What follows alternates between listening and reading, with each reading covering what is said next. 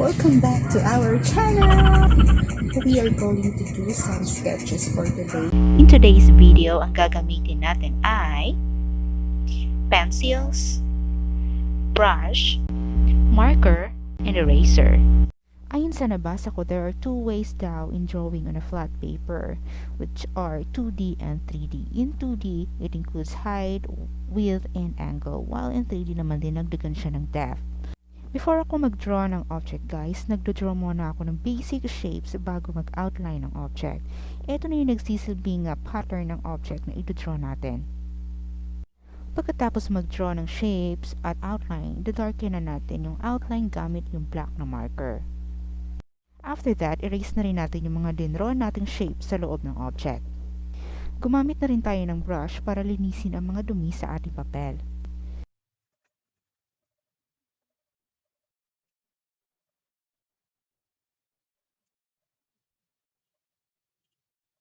Gumuhit muna ako ng rectangle na shape at saka ako nag-outline ng baso. And after that, ay nilagyan ko rin ng marker. Maganda yung ganitong technique sa mga nahihirapang magtansya ng outline sa papel. Yun ay opinion ko lamang pero pwede nyo rin namang subukan.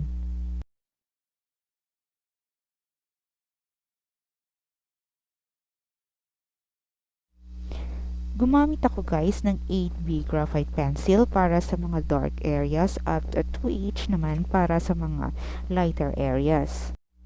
Sa pag-shade guys, lagi nating tandaan na isa sa mga secrets ng realistic drawing ay yung brightness values or values. So ito yung kung gaano ka dark or gaano ka light ng isang area. Ito yung nag-create ng illusion of depth at three-dimensional forms ng isang object. Sa pag-shade ng unang object natin, nandito yung source of light natin. So nag-drawing ako ng mga maliliit na arrows mula sa source of light patungo sa apple para makita din kung saan tatama yung mga light rays at dito yung magiging light areas ng object natin. Isa din po sa mga nagdi-determine ng brightness value ay yung pressure natin sa lapis. So the more pressure sa lapis nagkikreate ng darker value while less pressure naman sa lapis ay nagkikreate ng lighter value. So it is recommended na gumamit ng iba't ibang number ng drawing pencil sa iba't ibang darkness levels. But of course,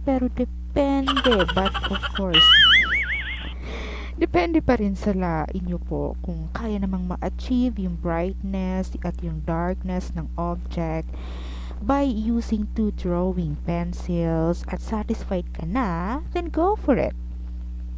Naniniwala ako na bawat artist ay may iba't iba at may kanya-kanyang paraan kung paano maipapakita ang creativity with, of course, using the available materials lang. Maganda po na gumamit tayo ng sharp pencil para sa mga small details at non-sharp pencils naman po for smooth transitions. So in my case, gumamit ako ng brush for transitions at makikita nyo na smooth yung transition ng dark to light natin.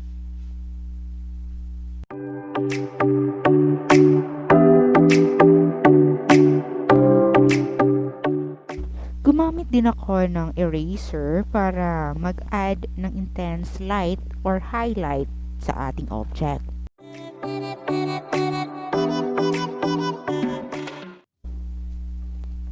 Sa pag-shade naman ng second object natin ay same process pa din ang ating ginawa.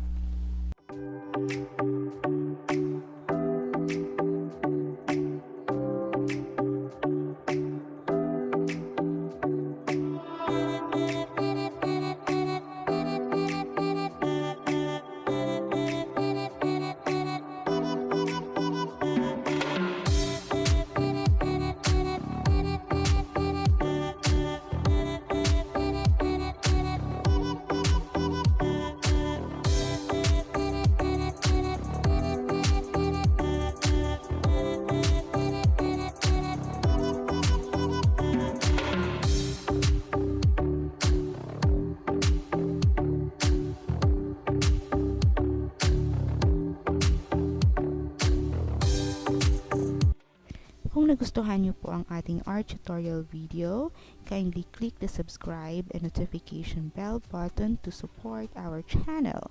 And thank you so much for watching, and see you in our next video!